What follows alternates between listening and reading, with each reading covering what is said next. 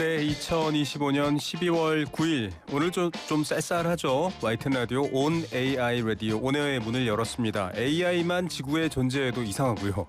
인간만 존재도 이상하죠. AI와 인간이 함께 협력해야 되는데요. 방금 AI 진행자 에어의 오프닝 멘트 들으셨죠? 저는 AI와 함께 방송을 만들어드리고 있는 천연지능 인간 진행자 김우성입니다. 화요일은 업무 몰입도가 높아서 화려하게 좀 불태우는 날이라고 하는데 오늘 에어도 좀 실력 발휘를 해봐야 될 것 같습니다. 오늘 준비되어 있는 거 많죠? 준비돼 있습니다. 실제로 업무 생산성 대입가를 분석해보면 화요일 오전 10시부터 12시 사이가 골든타임으로 꼽히거든요. 사람들의 뇌가 업무 모드로 완전히 전환되는 시점이죠. 그런데 피디님, 우리가 이렇게 일에 집중하는 사이 보이지 않는 곳에서 무서운 속도로 레벨업을 하고 있는 존재들이 있습니다. 네, 에어 방송 잘하죠. 이렇게 미리 준비된 내용을 우리가 AI와 함께 방송을 만들어 나가고 있습니다. PD 혼자서 정말 고군분투하고 있는데 AI가 점점 실력이 좋아지네요. 이렇게 뭐랄까요, 토크를 빌드업 하다니요. 무서운 속도로 레벨업 하는 것들 뭐 AI에선 놀랄 게 없습니다. 뭐 별의별 게 지금 AI로 다 되니까요. 그런데 뭐가 무섭다는지 궁금한데 바로 북한 얘기입니다. 자, 가깝고도 먼 이웃 같고요. 때로는 민족이고 한 종족이고 동족이지만 가장 무섭게 서로 총뿌리를 겨누고 있잖아요. 북한은 AI를 하고 있을지 궁금하지 않으세요? 에어는 그럼 제가 간단한 퀴즈를 하나 내보겠습니다. 꽁꽁 닫혀있는 폐쇄 국가 북한. 지금 인공지능과 디지털 기기를 얼마나 사용하고 있을까요? 저도요. 이 아이폰 열풍이 불었을 때 아유 뭐 스마트폰 들고 있는 사진들 보면서 저거 선전용이네 이렇게만 생각했는데 요즘은 그냥 외국인들이 지나갈 때 보면 다들 길에 서서 스몬비 하고 있는 북한 주민들을 봅니다. 오, 스마트폰을 꽤 많이 쓰고 있네 이런 생각이 들거든요. 데이터로는 어떻게 나왔습니까? 네, 최근 공개된 자료를 보면 예상을 뛰어넘습니다. 북한 대학에서도 챗 GPT를 활용하고 있고 얼굴 대조 기술이나 의료 봉사 지원 AI 로봇까지 사용 중이라고 합니다. 스마트폰 가입자도 약 700만 명에 달해 주민 4명 중 1명꼴로 휴대전화를 보유한 것으로 나타났고요. 현지에서 판매되는 스마트폰 기종도 과거보다 2배나 다양해졌다고 합니다. 아, 챗 GPT를 쓰네요. 이것도 정말 대단합니다. 스마트폰 사용자 700만 명 역시 제가 저거 좀 자연스러워졌는데 라는 게 맞았군요. 깜깜이 북한의 이미지가 깨지는 것 같은데 이게 무서운 속도의 레벨업이라는 게요. 우리나라처럼 상업적으로 대중들이 소비자들이 많이 사용한다라는 의미는 아닌 것 같아요. 북한에서는. 그렇습니다. 민간에서는 챗 GPT를 쓰지만 국가 차원에서는 그 열악한 인프라를 역이용해서 치명적인 기술을 키우고 있습니다. 바로 고성능 장비 없이도 작동하는 저사양 최적화 AI인데요. 이게 해킹이나 군사 무기에 적용되면서 실질적인 위협이 되고 있습니다. 최근에 쿠팡에서 개인정보 유출됐는데 이게 안보적 위협이 될 수 있다라고 합니다. 우리나라 국민들이 뭘 먹고 쓰는지를 한눈에 들여다보면요. 그거 마비시키는 게 뭐 어려운 일이겠습니까? 그래서 전쟁은 꼭 무기가 아니라 다양한 방식으로도 일어날 수 있는데 북한도 AI를 활용해서 그런 방식으로 머리를 쓰고 있다라고 하면 조금 무서운 일일 수도 있을 것 같습니다. 오히려 결핍, 자원이 부족하고 여러 가지 없는 게 많아서 더 치명적이다 이런 얘기인데 그러면 해킹이나 무기 개발 쪽이겠네요? 정확합니다. 최근 1년 사이 북한 배후의 해킹 공격만 86건이 포착됐는데요. 예전처럼 어설픈 한국어가 아닙니다. 생성형 AI를 써서 완벽한 입사 지원서나 공공기관 공문서로 위장해 들어오거든요. 이제는 어눌한 말투로 피싱을 걸러내던 시대는 지났다는 게 전문가들의 분석입니다. 네, 이렇게 얘기하는 것보다는 좀 더 데이터로 냉정하게 실력을 들여다봐야 될 것 같습니다. 오늘 온마이크 시간에는요, 20년 넘게 북한의 과학기술 데이터 ICT를 분석해온 분입니다. 한국과학기술정보연구원 최현규 전문위원, 이분은 또 북한 ICT 연구회 회장도 맡고 계시는데요. 데이터로 본 북한 AI의 현재 실체, 그리고 여러 가지 위협, 꼭 적대적인 위협보다는요. 어떻게 변해가고 있는지 알아야 또 함께 소통하고 평화도 도모할 수 있잖아요. 그런 얘기들까지 한번 살펴볼게요. 자, 그전에 가장 빠른 가장 따끈따끈한 AI 뉴스는 여기서 시작됩니다. 에어드랍 시작하죠. 정보 때문에 전쟁이 일어나기도 하고요. 정보 때문에 전쟁을 이기기도 합니다. 여러분, 상대방이 뭘 하는지 모를 때 위협감, 결국은 그릇된 결정을 내릴 수도 있잖아요. 그래서 우리는 정확하게 정보를 파악하고 아는 걸 가장 안보에서 우선시하기도 합니다. 안보뿐만 아니라 개인도 그렇습니다. 앞서 우리 가족만의 암호 만들기, 저희 집 애완동물 이름들은 공개하지 않겠습니다만 그런 거 전 괜찮은 정보 중에 하나인 것 같습니다. 정보 자산이죠. 우리 가족만 아는 이름. 똑같은 얘기인데 북한에 대해서 늘 위협이다, 공포다라고만 생각하는 것도 불합리하고요. 그렇다고 해서 아무 생각 없이 안심하는 것도 좋은 생각은 아닙니다. 북한은 우리에게 명백히 적대적으로 행동하고 있으니까요. 이런 것에 대해서 준비를 할 때 과연 AI와 ICT 기술은 얼마큼 아실지 궁금한데요. 이걸 가장 잘 아시는 분 어렵게 모셨습니다. 한국과학기술정보연구원 최현규 전문위원이신데요. 북한 ICT 연구 회장도 맡고 계십니다. 박사님 어서 오십시오. 네, 안녕하세요. 반갑습니다. 최현규입니다. 북한의 ICT와 북한의 과학기술을 가장 많이 잘 연구하시는 대한민국에서 그런 분이신데 언뜻 인상은요. 약간 뭐랄까요, 생물 선생님 같고 그러니까 유전공학 연구하시는 분 같고 굉장히 정말 학자적 이미지가 강하세요. 지금 YTN 라디오 유튜브로 보시는 분은 최현규 박사님 얼굴을 보실 수가 있습니다. 그냥 이 전체 저희가 본격 질문 시작하기 전에 하필이면 북한의 과학기술 분석을 20년 넘게 하셨어요. 네. 계기가 있으셨어요? 네, 우연히 북한의 사전을 본 적이 있는데요. 네. 용어 사전이었습니다. 7개국어 용어 사전이었고요. 네. 각 분야별로 만들어놨는데 우리는 보통 한 미일 정도의 용어 대역 사전을 만들었었는데 네. 2000년 초반에 제가 중국에 가서 네. 한 분의 서가에 꼽힌 북한 책을 보게 된 네. 거죠. 과학기술 용어 사전인데 물리학 분야만 봤습니다. 네. 근데 엄청난 용어들이 수록돼 있는데 7개국어였어요. 와. 독일어, 프랑스어, 스페인어, 그다음에 중국어. 네. 그걸 보고서 여기에 북한에 뭐가 있겠구나. 용어를 제대로 다룬다는 건 그 기술에 대한 이해를 위해서 분명히 필요한데 맞아요. 이렇게는 한번 북한을 살펴보자. 그게 예. 계기가 됐었고 지금까지 북한을 과학기술 중심으로 많이 안다보다도 이해하려고 계속 노력해 오고 있습니다. 맞습니다. 이해하려고 노력한다라는 말만큼 또 국민들을 안심시키는 말이 있을 거예요. 저도 2년 전에 이 북한 관련 프로그램을 직접 연출 진행까지 하면서 과학기술 분야는 많이 다루지 못했는데 네. 오늘 박사님 보니까 정말 반갑습니다. 자, 북한이 인공지능 즉 AI 지금 가장 세계 금융시장 정치 경제에 가장 뜨거운 화두인데 북한은 이거 아주 한참 멀었겠지 이렇게 생각하시는 국민이 많을 것 같은데 북한의 AI 어느 정도 상황입니까 현재? 의외로 북한은 오래전부터 AI에 대한 관심을 기울여 왔습니다. 네. 우리는 잘 아시다시피 알파고 이전까지만 해도 큰 관심이 없었죠. 관심이 별로 없었죠. 네. 그런데 북한은 거기에 대한 관심을 80년대는 초기에 전문가 시스템이나 퍼지 이론이나 네. AI 기초 이론부터 해왔고요. 그 이후에 90년대 들어서면서 신경망이나 각종 유전자 알고리즘 이런 연구들이 곧잘 나왔더랬습니다. 논문을 통해서. 그리고 가장 많이 북한이 AI 하는구나라고 알려진 게 바둑이었습니다. 바둑이요? 저희도 알파고 때문에 알게 되긴 했는데. 네. 알파고는 엄청난 컴퓨팅 파워를 통해서 이루어진 건데요. 그렇죠. PC에서 이용할 수 있는 바둑 프로그램을 네. 북한에서는 만들어서 네. 90년대 후반에 만들었고요. 예. 2000년대 초반에는 몇 년간 세계 PC 바둑 대회가 있는데 거기서 우승을 계속했더랬습니다. PC들끼리 하는 일종의 좀 게임 같은 거죠. 바둑 네. 대회에서는 북한이 개발한 실버스타 은별이라고 합니다. 네. 별 참 좋아요. 네. 여기는. 자, 그런데 좀 궁금한 게 뭔가 세계적 트렌드와는 좀 다른 이른바 네. 그것조차도 우리식 같아요. 네, 맞습니다.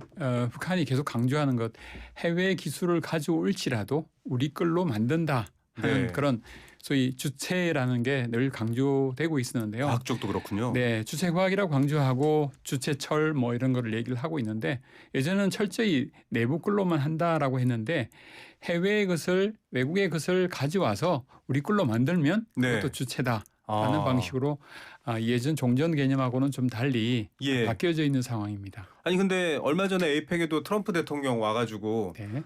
그 젠슨 왕 엔비디아 CEO랑 가서 그랬잖아요. 우리 GPU 아무 나라한테도 안 줄 거라는데 설마 그게 또 북한에 갈 수는 없을 거예요. 그러면 뭘로 AI를 하지? 이러잖아요 보통. 보통 우리가 AI 하면 많이 쓰는 챗GPT나 세미나이나 뭐 이런 유형을 네. 생각하기 쉬운데요. 아까 말씀드린 것처럼 바둑도 AI 그렇죠. 엄밀한 의미에서는 인공지능이죠. 매우 네. 작은 개념으로 네. 출발하는데 이게 전체를 다 생성의 AI 기준으로 보니까 네. 소위 GPU가 필요하고 엄청난 컴퓨팅 파워가 필요한 거죠. 예. 근데 북한은 잘 아시겠지만 그럴 여력이 없거든요. 그렇죠. 말 GPU 그대로 확보도 쉽지 않은 GPU 상황이고요. 확보뿐만 아니라 우리 보통 데이터 센터 얘기하잖아요. 맞아요.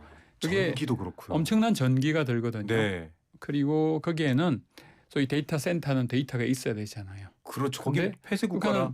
북한은 해외하고 연결이 거의 안 돼 있는 인터넷 네. 폐쇄 국가 뭐 특정 부분에서는 연결이 되지만 네네. 그렇기 때문에 데이터 확보가 쉽지를 않습니다. 네. 그렇기 때문에 우리가 말하는 생성형 AI는 아니고 예. 좀 더 좁혀 나간다면 우리 요즘 얘기하는 vertical AI 그런 쪽에 관심을 갖고 있고 네. 챗GPT를 쓴다 하는 건 이미 뭐 앞에 보도에서 나온 것처럼 예. 해외 네트워크를 가상 방식으로 이용해서 접속해서 쓴다. 그거는 예. 이미 뭐 확인되고요. 예. 심지어 북한 내부에서는 챗GPT 교육 프로그램을 우와. 운영하기도 합니다. 예를 들어서 예. 북한의 대표적인 도서관이 예. 인민대학습당이라고 네네. 하는데 인민대학습당의 일종의 우리로 말하는 교양광자로 예. 생성형 AI를 어떻게 쓸 것인가 예. 이런 것들을 강의하는 프로그램도 공지돼. 제가 가보질 못했지만 예. 이런 프로그램 합니다라고 인민대학습당이 공지된 그런 내용도 있는 걸로 봐서 상당히 그 지식청을 중심으로 많은 사람들에게 보급하고 이런 것들이 있다는 걸 적극적으로 소개하는 것 같습니다. 예. 군사적 전략 자산은 뭐 과학 기술을 도입하고 뭐 어떤 뒷거래가 있었는지 모르겠지만은 뭐 ICBM 같은 것들을 만들고 핵탄두를 개발하고 하는 것들까지는 우리가 알고 있었는데 이쪽 분야도 물론 이제 전략적으로 정보 자산이 중요하기 때문에 필요하지만은 글쎄요. 왜 그러냐면 인민대학습당에서 챗 GPT 강좌를 열고 AI 강좌를 연다. 그러면 김정은은 말 이런 거 검색해 버리면 네, 사실은 챗 GPT나 이런 데는 다 오픈해서 알려주잖아요. 네. 북한 사회 어떤 이를테면 환경하고는 안 맞는 거 같기도 모두에게 공개된 건 분명히 아닙니다. 그리고 자격이군요. 북한이 인터넷을 써는 환경하에서도 네, 어떤 내용을 검색할 것인가 네, 사실은 굉장히 제한적으로만 특정 목적으로만 이용하지 네, 우리가처럼 여기 보다가 이거 관심 있네 예, 또 다른 키워드를 넣고 뭐 광고가 하나 뜨면 그 광고가 뭔가 하듯이 네. 이렇게 팔 여유가 없죠. 그러니까 한 사람이 접속했을 적에는 1인 이상의 같이 들어가서 그 내용이 어떤 것인가를 통제할 수밖에 없는. 그래서 뭔가 이게 인터넷 개방보다 오히려 이런 생성형 AI가 개방되면 예, 북한의 체제 유지로서는 더 어려움을 맞습니다. 겪을 수 있습니다. 인터넷만 해도요 특정 주소를 가리거나 뭐 키워드를 막거나 블락하거나 방법이 있지만 챗 GPT는 이게 더 막기 어렵지 않나 했는데 이제 방금 어떤 특정 목적 자격을 얘기해 주셨는데 저는 궁금한 게 있습니다. 네. 과학과 과학 현상, 과학 사회를 전반적으로 연구하시잖아요, 네. 박사님께서는. 북한처럼 저렇게 제한된 자원으로 폐쇄적으로 말 그대로 버티컬 자기네들끼리만 깊이가 더 깊어지게 연구하는 그 특정한 과학 정책 혹은 과학 기술의 진보가 되게 신기한 연구 대상일 것 같아요. 저게 어떤 의미를 지닐지 대략적인 예상을 해보신다면. 정말 신기한 나라 그러니까요. 북한입니다. 북한이 경제적으로는 굉장히 열악을 한데 네. 우리가 알고 있는 핵이다 미사일이다라고 했을 적에는 상당한 위치에 있잖아요. 네. 그래서 북한이 전반적으로는 기술적으로는 뭐 이렇게 우리와 비교할 수 없을 정도로 낮습니다만은 예. 특정 목적을 향해서는 분명히 집중적인 투자로 그 부분을 강조하고 해서 거기에 우수 인력들이 거기에 투자가 되는 거죠. 투자가 예. 되는 겁니다. 그러니까 완전 초고 엘리트 소수만 집어서는 거의 세계 최고 수준으로. 네, 그렇습니다. 우리 같은 경우에는 우수 인력들이 그 정부의 국가의 목적이 아닌 다른 목적으로 많이 해외로도 다 했다면 나가고 예. 그런 좀 반면에 북한은 그런 부분에 그래서 제가 듣기로 예. 김책공대 하면 북한의 뭐 대표적 좋은 이공계 대학입니다. 학교로 알려져 있죠. 또한 리과 대학이 좋은 대학입니다. 네.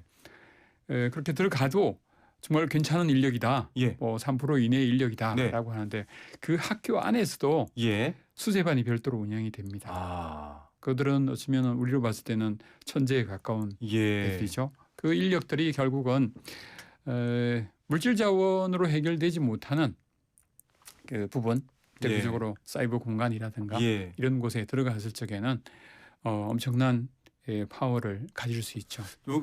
지금 박사님이 뭐 정보보안 전문가는 아니신데요. 네, 이 얘기는 확인을 세계 최고 수준의 해커가 북한의 해커 요원들이다라는 얘기를 공공연히 하면서 네. 이런 얘기를 하더라고요. 최첨단 프로그램과 막대한 전력을 쓰는 게 아니라 아주 기본적인 C 언어 같은 네. 말 그대로 집 전체보다는 벽돌 하나를 너무 잘 다루는 이런 C 언어 같은 걸 통해서 과거 디도스 공격이나 이런 것들을 했는데 디도스 공격 뉴스 클립이 한 6초거든요. 네. 이거 들으면 아마 여러분들 기억나실 겁니다. 잠깐 들려주세요. 오늘 오후 KBS와 MBC, YTN의 전산망이 동시에 마비됐습니다. 저는 기억나거든요. 지금 박사님께 안 들렸는데 방송사 전산망이 다 마비가 나가지고요. 네. 그때 저희도 막 부랴부랴 수동으로 움직였던 기억이 나는데 그때 북한이 C 언어 같은 아주 기본적인 컴퓨터 프로그램을 짜는 기술, 그러니까 완전 원천 뭐랄까요, 과학으로 치면 수학, 계산 같은 느낌을 굉장히 세계 최고 수준으로 해서 더 무서운 해킹 실력을 가졌다 이런 얘기가 나왔는데 이건 일반인의 견해입니다. 네. 좀 실제는 어떤가요? 저도 이 분야의 전문가는 아닙니다. 네네네. 하지만 개념적으로 알고 있는 내용을 드리면 말씀하신 대로 가장 기초적인 지식을 북한의 담당 인력들이 가져 있습니다. 네. 제가 전에 만났던 2000 초반에 네. 남북교류 협력으로 만났던 북한의 인력인 경우에 이래서 올림피아드 수학대회에서 예. 우수상을 받았던 와. 그 인력들이 지금 뭐 하냐면 프로그래밍을 하고 있는 겁니다. 이쪽으로 갔군요. 그런 인력들이 투자됐을 적에는 기존의 과정하고는 사실은 별개의 문제입니다. 예. 그래서 기초적인 지식 우수한 두뇌들이 그쪽에 투여됐을 적에 지금 말씀하신 가장 기본적인 걸 가지고 이길 수 있는 그래서 보안 영역에서 예. 우리가 상상할 수 없을 정도의 어떤 파괴력을 그들이 발휘하고 있는 거고 현재까지 뭐 해킹이 여러 분야에 쓰였잖아요. 예. 돈을 취득한다든가 지금 아니면 비트코인 보유가 예, 북한이 세계 3위라고 하거든요. 특수 비밀 자료를 획득한다든가 네. 뭐 기타 말씀하신 사이버 공격을 한다든가 이런 것들이 한 연기선상에서 다 이루어지는데 전문 영역이 조금씩 몇 사람들이 나눠져 있는 것 같아요. 예. 그 비트코인 보유 세계 3위 이런 얘기도 나왔는데 북한이 AI 활용해서 암호화폐도 탈취하고 뭐 AI 활용해서 교묘하게 뭐랄까요? 침투에 들어가고 뭐 이력서를 그럴싸하게 썼고 지금 이런 것들 저희가 앞서서 보도를 했잖아요. 네. 어떤 이게 약간 그 나라의 체제나 이념하고는 또 달라요. 돈이니까요. 네. 어떤 부분인지 좀 설명해 주십시오. 대북 제재가 엄격해지면서 그들이 필요한 그리고 김정은 체제에서 어쩌면은 애민 정책을 내세우면서 해야 될 일이 상당히 많이 있는데 네. 결국 그걸 부담하려면 재정적인 부담이 돈 있는 있어야죠. 거죠. 예. 그러다 보니 소위 그 사이버 사항을 통하면 예.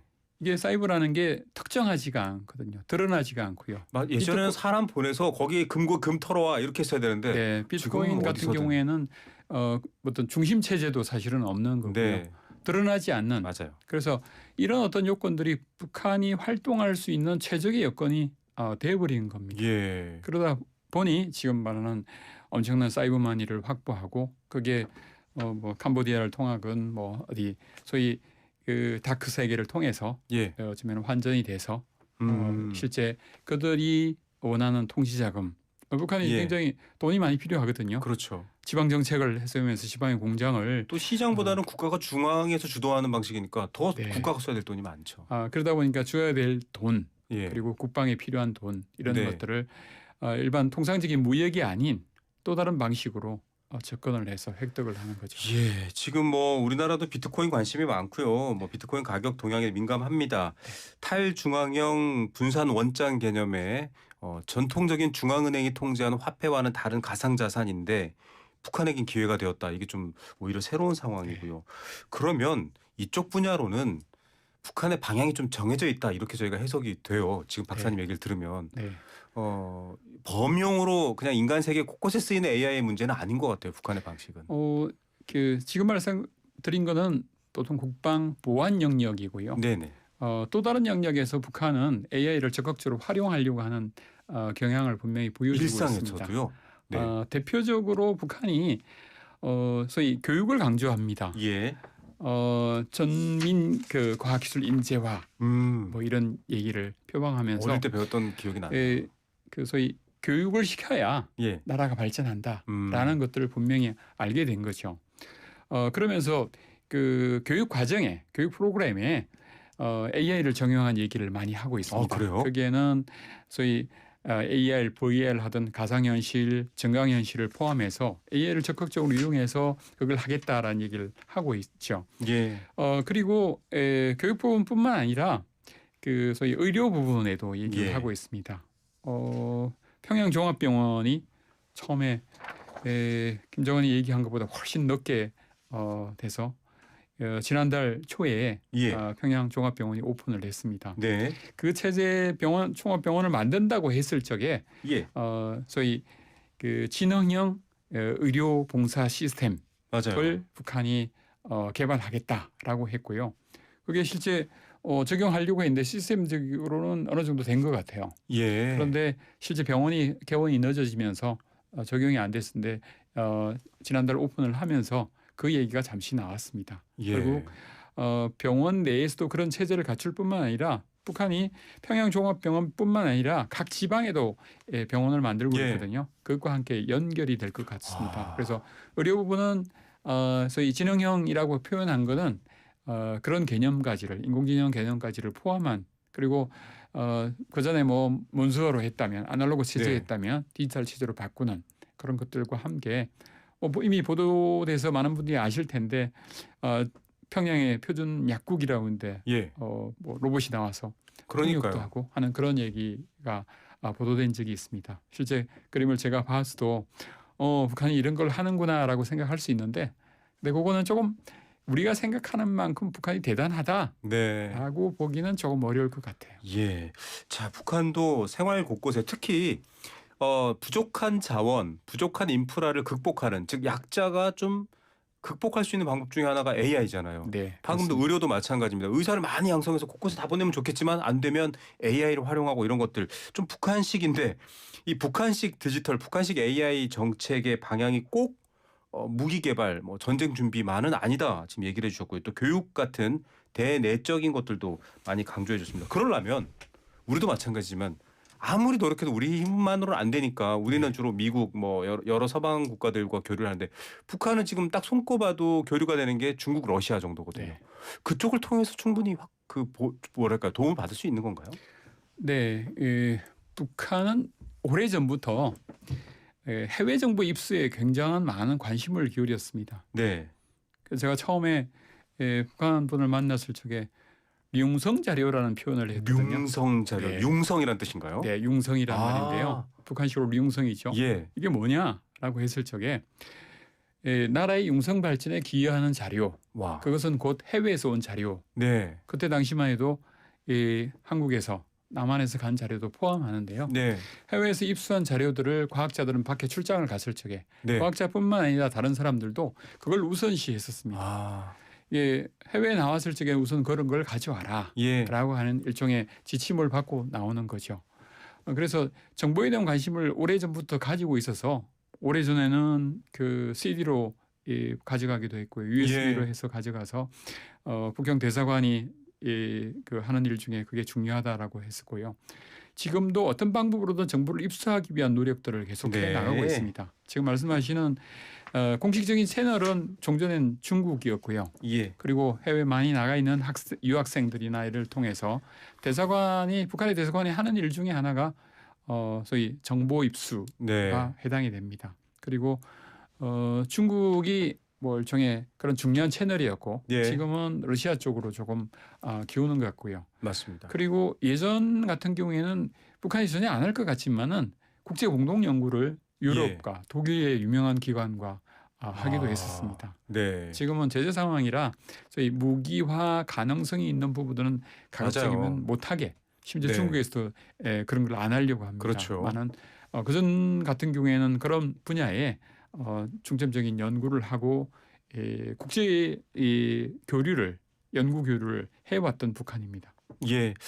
여러분, 북한이 챗GPT도 AI도 잘 쓰면 북한도 개방되고 변화가 생기고 우리와 평화를 만들기가 더 쉬워질까요? 아니면 늘 우리한테 총뿌리 겨누는 북한이 그런 기술까지 잘한다고 불안한데 일까요? 그 둘 사이의 답들은 각자 다르실 텐데요.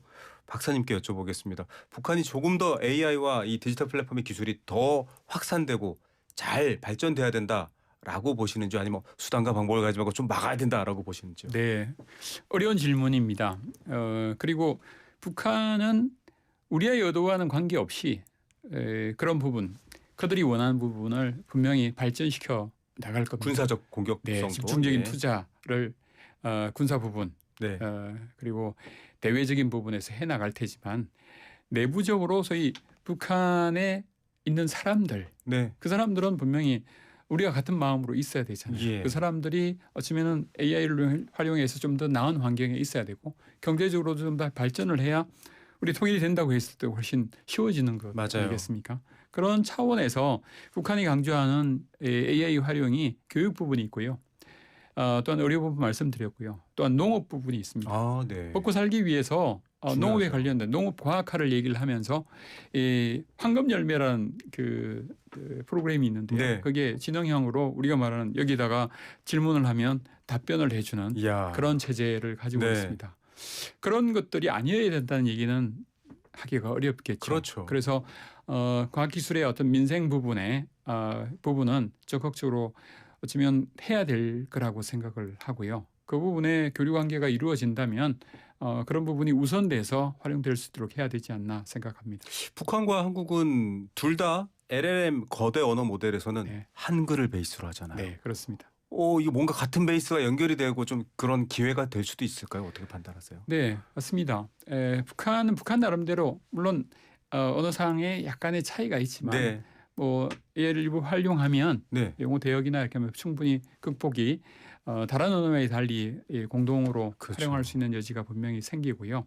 그런 부분은 나중에 협력의 계기가 된다면 정치적인 부분은 배제를 하고 네. 그러면 산업 그 문생 이런 부분을 먼저 AI 쪽으로 적용해 나가는 소위 이 특정 영역의 AI, vertical AI 네. 파트를 공동으로 해 나간다면 상당 부분 이 북한과 남한이 서로 알아가는 영역에서 네. 충분한 이해 공간이 될 테고요. 그런 부분은 다른 영역으로 점진적으로 군사적인 문제가 되지 않는 범주 내에서 확대시켜 나갈 수 있을 거라고 생각합니다. 충분히 틈을 열고 서로 평화를 찾을 수 있는 방법이 있고요. 캄캄한 밤길에서 비슷한 생김새의 두 사람이 만났는데 손을 번쩍 들었는데 이걸 날 내려칠 손인지 반갑다고 인사하는 손인지 알려면 서로 통하고 베이스가 같아야 됩니다. 네. 그런 차원에서는 과학기술의 긍정적 가능성을 오늘 최영규 박사님도 강조해주고 계시고요. 그러면서도 사실 또 위험은 대비를 해야 되는 네, 거고요. 맞습니다. 네,